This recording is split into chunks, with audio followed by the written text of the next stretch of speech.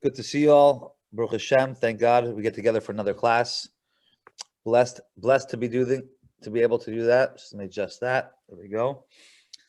I think we'll cut right into it. So as I always try to start off with, to get a sense of where we're at in terms of spiritually in the calendar, right? And if we know where we're at spiritually in the calendar, if we can follow the calendar, then we can draw from that where we need to be. Where we need to be is not always where we are, and sometimes that's a challenge. So the way to navigate ourselves, the way to align ourselves and be connected is to put your finger on the pulse, so to speak, and check and see where are we holding spiritually. And how do we do that? By the Torah portion, as we usually open up the class. The Torah portion is divided to 52 portions, each one according to specific to the week that we're in. So we start with there. And this week's Torah portion, we actually have two. So right away, there's your double shot. You got a double measure. You have Vayakhel and Pekudei. You have two portions. So there's double blessings going on. It's also Shabbos Chazak, right? We finish and complete the book of Exodus, the book of redemption, Sefer HaGeula. And it's also Parshas HaChodesh, I believe. So we bring out a second Sefer Torah to read the extra part of HaChodesh. And we also have Shabbos Mevorchim Rosh Chodesh Nisan. We're also blessing the new month of Nisan on this Shabbat. So I just rattled off four things. And, when I say them fast, maybe they don't impact. But if you take some time and you're able to, a little homework for everybody, each one has a powerful significance. And at least for myself, I can say that to be able to learn what those things are, even a little bit, even a drop, is to be able to connect with them obviously stronger. The more we learn, that's why we're all here tonight, we're learning Torah. The more we invest in who we are, because that's what the Torah tells us who we are, the deeper connections we can have as to what's going on, and the safer and the more spiritual armament we've created for ourselves. So, like I said, we already have a lot of amazing things going on in terms of chazak, strength, double portion, blessing the new month, etc. So that's for starters. But we're going to speak a little bit about the beginning of Vayakhel. There's right from the start, there's a couple questions we're going to rattle off, and we're going to try to answer some of them. And ideally, we'll all be smarter once we're done. That's the goal of any class that I give. So that stays the same. So it's interesting. In last week's Torah portion, we had the sin of the golden calf. And the sin of the golden calf was obviously not our prettiest moment in history or relationship with God. And now we go into Vayakhel Pekudei. And the portion of Vayakhel talks about, it's really repetition of what we had before in terms of Mishpatim, Truma, Tetzava, Kisisa, in terms of the temple, setting it up, the constructions, instructions. And yet it was paused by the sin of the golden calf, and then now we have Vayakhel. As we finish the sin of the golden calf, from last week's Torah portion says, Vayakhel Moshe kol adas b'nei Yisrael. Moses gathers all the children of Israel, and he says to them, Eila hadvarim asher tzivah Hashem lasos. These are the things which God has commanded us to do. Number one is, why do we say Vayakhel gather? Usually we know the proper way that Moshe addresses the crowd is Vayomer. So why is there a Vayakhel going on? What's this idea of gathering? And Eila hadvarim, these are the things. What things is he referring to? Can you be a little more specific?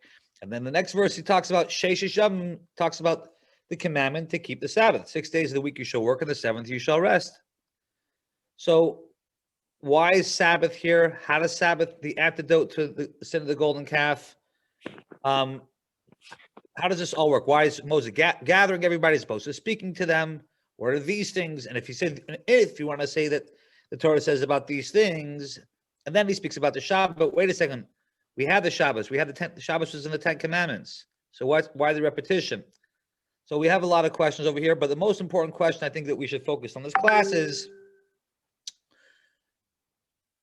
how is this commandment that Moshe tells people after he gathers them about 6 days a week you shall work and the seventh you shall rest, how is that helping us in terms of never making the mistake of the golden calf again? So keep that in the background. That's really what we're trying to go. So the specificness, even though I'm not a big diktuk guy, but Reb Reuven is by far more, can share with you a lot on the diktuk in general and many other topics as well. But that was always a tough topic, diktuk. It's people have it either knack for it or not. I didn't, and I didn't push myself hard. But over here, it's very blatant. It says, Sheshisham te'aseh, not ta'aseh, but te'aseh, with it say. Te'aseh is almost like the work gets done by itself. The work shall get done. Work shall get done. And on the 7th should be for Hashem. Also the double expression, Shabbat Shabbaton. What's his double expression? Maybe we'll cover that as well. So Te'aseh, the idea is that the work shall get done is, the Torah is telling us that so often, so many of us, when we go into our work, we have this idea, this plan, this machinations that we conjure up in our head about how we're going to go ahead and be successful, whether it's an invention, whether it's an investment, whatever it is, we have these ideas and we overly invest, pun intended, in this idea that we're going to try to make more money from. And this happens 6 days a week. So the verse is telling us, Te'aseh, it shall be done, is don't overly invest. You want to make a vessel, of course. You want to make a keli. You want to be able to receive the blessings in order to sustain yourself and your family, loved ones, and hopefully more than that, you can give back and give charity. There's wonderful things when we are successful in business. But if you actually think you're the one that's doing it, now you're already removing yourself from the game plan. When you think of something that has more potential and power to help you than just happening by itself, in other words, that there's Hashem that really orchestrates everything going on, and what you're doing is you're actually creating the intermediary. You're creating a memutza. Memutza means that you're putting investments on something that's in between you and the real blessings in God. And that thing that's in the middle, that's in the way, could even be yourself, and usually most of the time is. But sometimes it's, let's say you found this great idea, this great piece of property and investment, or let's say this great invention. So much is being put on that becomes the new golden calf. That becomes the thing that you need. It says how, right? We had a question a couple of weeks ago. Why did the Jews even have a golden calf? They had God right there, and they had all these miracles. Well, that was last week. We can't get into all that, but the short of it is they needed something specific, tangible to hold on to. That's an answer given. That the Jews wanted something. Moses wasn't there. They calculated. They didn't think he was coming back. They wanted something that they can see, that they can hold, they can touch. It's called a memutza. And this memutza, this intermediary, is a very, very dangerous thing because you start to give it more investment than where it comes from. So, for example, worshiping the sun or the stars or the moon or the rain or the dew, all these things are important. They're all from God. But sometimes we make the mistake and think it's from them itself. Right? It's sometimes they think that the tree is cut by the axe, not by the person who chops and uses the axe to cut the tree. So anytime we get lost a little bit and we think that whether it's our own personal investment, whether it's spiritual, whether it's financial, physical, and we put too much invested in that, then in many, many ways, what we're really doing, as Maimonides explains, is we're replicating the sin of the golden calf. We're taking some sort of article and saying, okay, I'm going to worship that, and that becomes my new deity. But if we work 6 days a week and we do it in a way where it's more passive, yes, you have to get up and go to your work and go to your job, and if you're an entrepreneur, that's fine too. But if we do it in a way where it's more passive, but we're not overly and emotionally invested, then we'll receive the blessings, and then come Shabbos, we can rest. But how can you rest on the Shabbos if you're so invested in this thing? It's much harder to rest. That's why it says Shabbat Shabbaton, that there should be a little subtle element of your resting even during the week. I don't mean in terms of time. I'm not talking about in terms of retiring early. I'm saying in terms of mentally, emotionally. The Psalm says, Yigia kapecha, that you should utilize your hands. You should toil with your hands. Why your hands? Because your head, your mind, your consciousness should be reserved for something higher. Yes, you have to go ahead and put your hand in it. You have to make the effort, of course. But don't think and overly invest all that effort. Your mind, your consciousness, save for the class, save for the Wednesday, save for something higher, save for something more elevated. Then Shabbos comes, you have Shabbat Shabbaton. I'm going to conclude with another idea that why, to answer the question of why this verse was to say Vayakhel, that Moshe gathered, versus Vayomer. The idea of gathering really is to unify. That's what gathering is, right? We're all gathering together right now. We're all unifying right now. So Vayakhel Moshe called Das Yisrael. When we unify the entire world, there's an expression in the Talmud called Rishus Hayachad, the private domain. What we're trying to accomplish is this entire world becomes a private domain, a Rishus Hayachad, a unifying place for godliness. And when that happens, it's impossible that something should go outside of that. It's impossible for us to see something as an intermediary outside of that, but everything becomes one.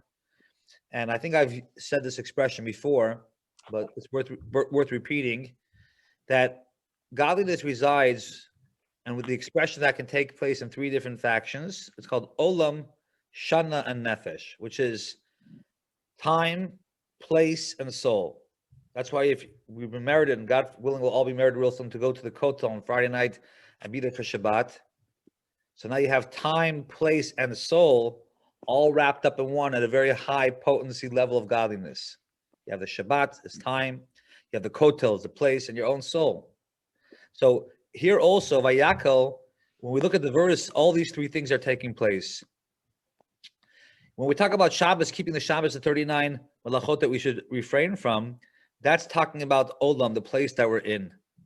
If the verse continues to address Kol Adas Yisrael, that's an easy one. That's all the souls of Israel. And then, as we said, it says Sheish Yom Te'aseh Melacha V'Yom Hashvi Shabbat. 6 days a week, work shall be done, and on the seventh shall be Shabbat. That's time. So we have the ability, based on this verse and the moment that we're in, as we go from the month of Adar, the month of joy, to the month of Nisan, the month of redemption, the month of Geula, the month of freedom. How do we achieve? First of all, redemption comes from joy. That's for starters. That's why joy is before redemption. But we achieve that by unifying every aspect of our life, both time, place, and our own soul. Once we do that, we realize that, and we're passive about our work. We're passive about the moment. As I always try to bring it into the moment that we're in. So obviously, we're still very much in a pandemic, and thank God those who are able to get shots are getting shots. And we can all see a little bit of the light under the tunnel, and it's hopefully going to bring more and more and more and more light. But until that happens, it's best that we not overly invest in what we're supposed to think is supposed to happen, but do it by itself, and then we'll see. Then it's Shabbat Shabbaton. As long as we have that certain sense of humility, then in all aspects of our life, both time, space, and soul, will be unified, and there'll be no room for externals that come in the way and replace this sense of unity. And that's how we rectify, and that's how we come to the takana of the sin of the golden calf. So l'chaim, everybody, and I'm very happy to hear that people are getting better and better and taking the shots. And I miss you all. I'm looking forward to seeing you in person soon. Shikoah. Yes, car, beautiful. Beautiful.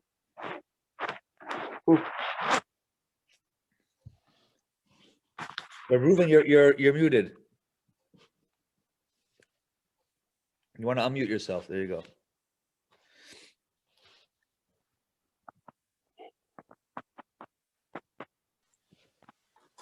Okay, from here we learn it's not enough to speak, you have to also be heard. Always better. Oh, yeah?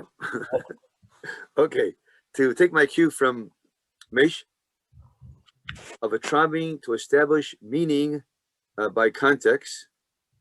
So he extended the context of the two Parshiot Vayakhel Pekudei to Maaseh Egel. And by seeing them in that context, it takes on a different meaning, which shows how important it is to establish context.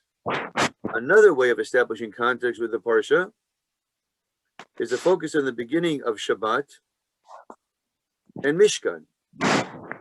And since that's the topic for today, the Shabbat and Mishkan, the question is, what is the connection between the two? So Mayshe mentioned the areas of space, time, right, and nefesh. So apparently Shabbat exists in all three levels: space, time, and nefesh. So the Mishkan is holiness in space. And in constructing the Mishkan, if you look at the beginning of Vayakhel, it says Te'aseh Melacha, which are the two words that Mayshe emphasize. But the two words which preceded are Sheshet Yamim, the 6 days. And the two words which succeeded is B'Yom HaShvi'i. So the Mishkan was divided 6 and 1. Shabbat is 6 and 1. And when Moses was on Mount Sinai, it said it was covered for 6 days. And the 7th day, he entered into the Anan.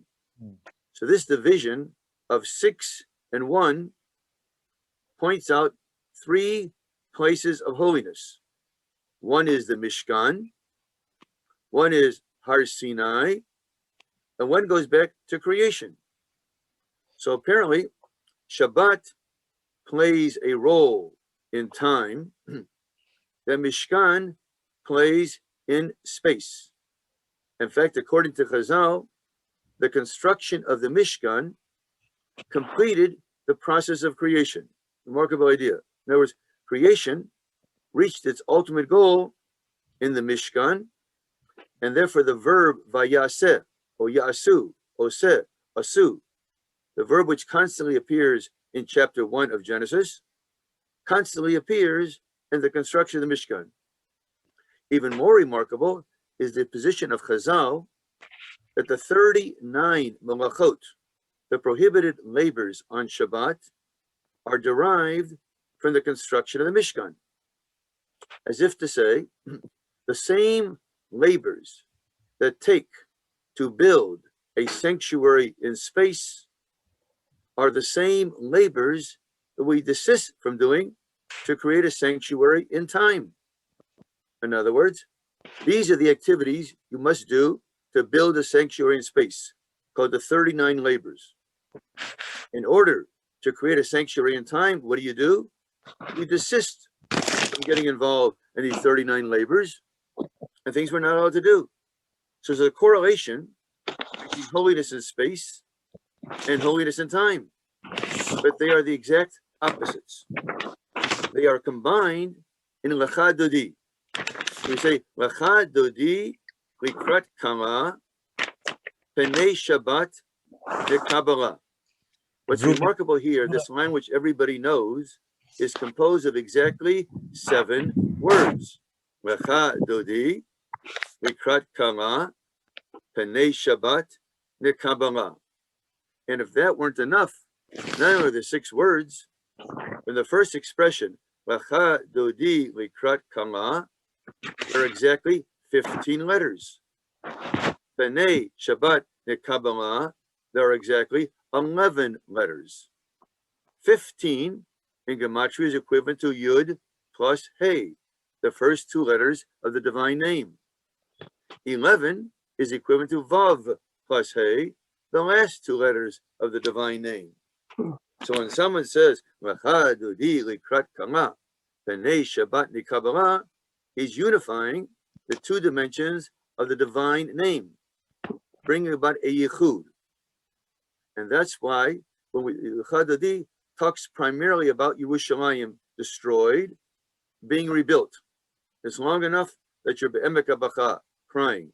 Now hitori, itnari, tanari. Rise up. So we have 2 topics. One is Yerushalayim and one is Shabbat. What is Yerushalayim? Holiness in space. What is Shabbat? Holiness in time.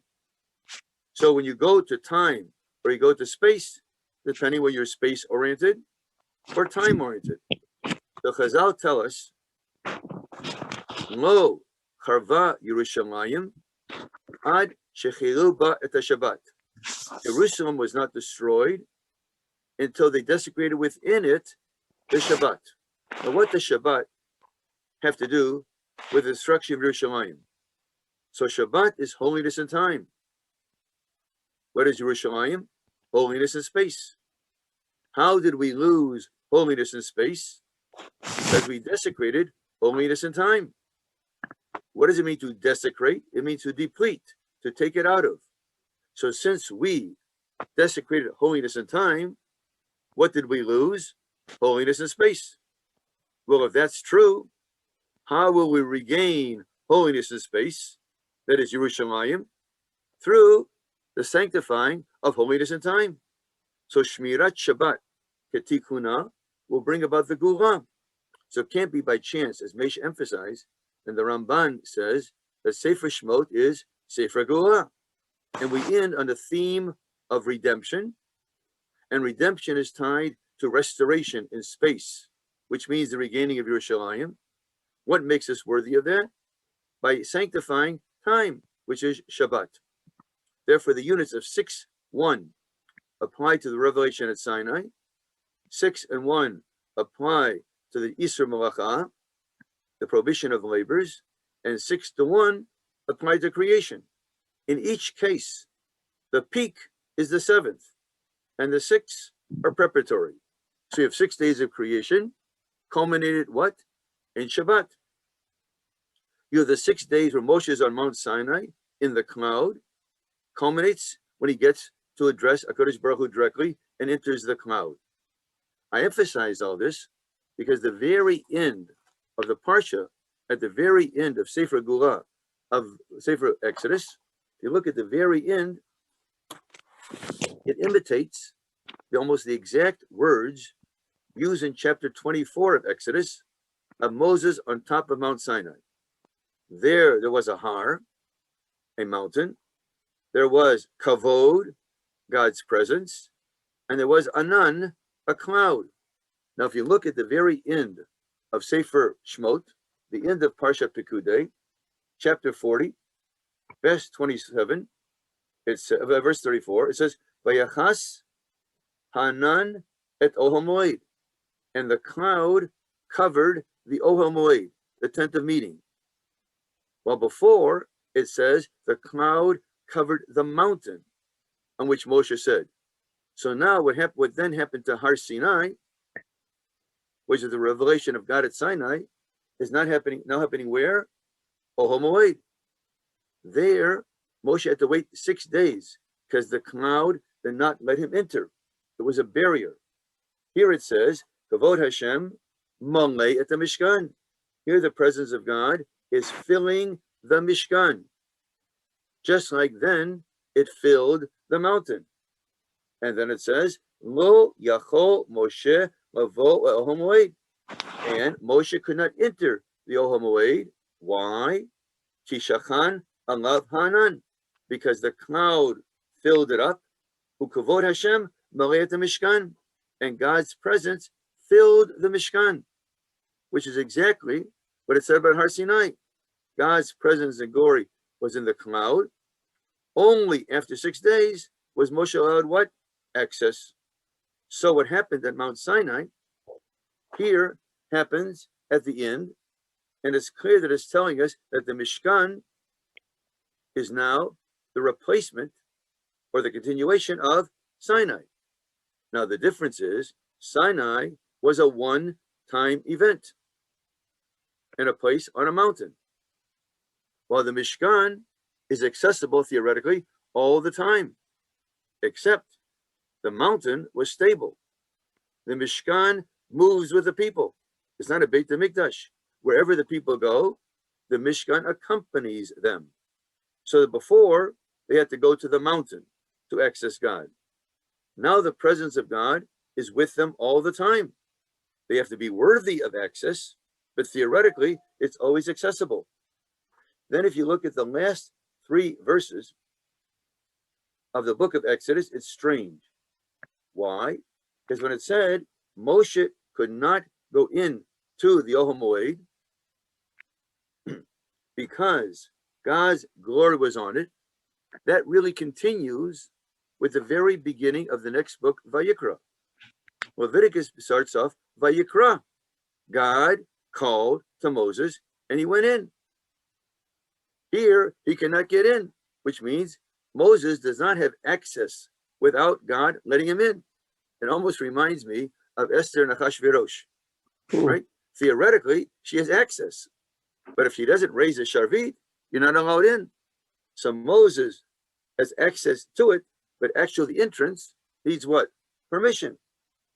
But instead of jumping from the end of Exodus to the beginning of Leviticus, Vayikra, there are two other verses at the very end.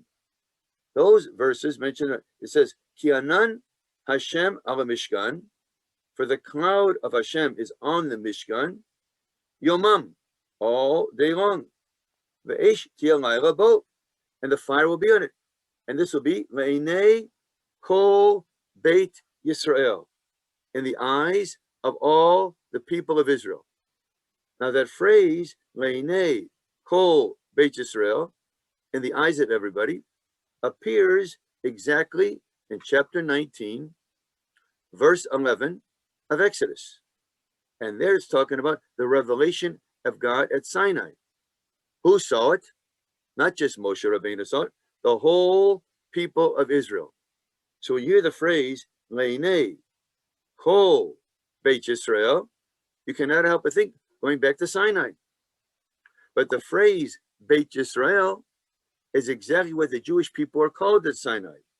There it says, Tomar leVeit Yaakov, v'taged livnei Yisrael. Speak to the house of Jacob, and the same phrase using Bnei Yisrael or Beit Yisrael. Moreover, what do you think are the last words in the Torah? Does anybody know the last word of the Torah? It says, Le'inei kol Yisrael. So it turns out that the end of Shmot reminds you of the end of Devarim. And the beginning of Parshat Vayakhel Pekudei reminds you of the beginning of Sefer Bereshit, which Shabbat divided up 6 and 1. And the Mishkan itself reminds you of Har Sinai. So remarkably is the very middle of the Torah reminds us of both its beginning, its ending, the conclusion of Sefer Devarim, and its major event, the revelation at Sinai. And that's probably why this is called Sefer Geulah, because in the word Geulah, as Mayshe emphasized, we say redemption, we mean two things. One we mean is the restoration of all the good things of the past, whether it means restoring Yerushalayim, Kibbutz Galiot, the ingathering of the Jewish people, but it generally means one thing beyond that. It's not only the restoration of the ideals of the past, there's also a utopian element. That means something which never happened before. What is that? It's the last pasuk of chapter 14, verse 9 of Zechariah. A pasuk we all know because it concludes the Aleinu. Vaya Adonai lamelech al kol haaretz, vayomahu Adonai echad u'shmo echad. That we look forward to the day when God will be king over the whole world. And on that day, apparently not in this day, the Lord will be one and his name one. What do you mean the Lord will be one and his name one?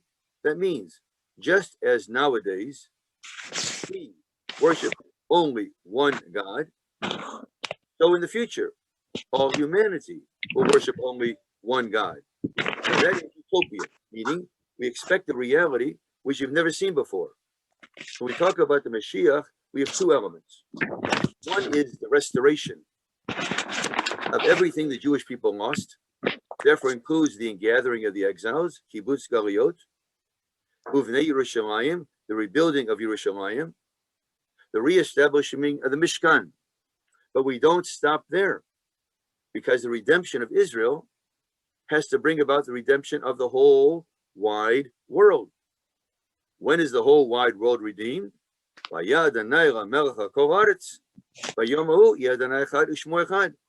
means the redemption of Israel is only the precursor for the redemption of all humanity.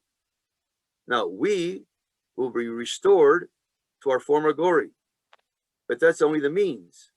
The goal is that our restoration will be a lead to other people. So while I was thinking about this, I was watching TV, and I turned the channels, and I got 3 channels on my TV. One is French TV, and one is European or English TV, and of course is American TV. All 3 channels were talking about the state of Israel. And they all said the same thing. Israel is the first country to vaccinate more than 50% of its population. And therefore, they all said, here is a government which really cares about its people. It's one of its way to vaccinate. And of course, all the news people say the same thing. And we hope what? That our governments will follow. No, we've never thought of this before. When we talk about being a light to the nations or a model to one of the nations, every era has its own example of what it means to be a model. So if people are going to praise the state of Israel because the Jewish government really cares about its citizenry, when you praise something, you can't help but admire it. And when you admire something, you can't help but copy it. So my prayer today is that our exemplary behavior may continue, and may others follow in our suit, or in the suit of Israel, even better.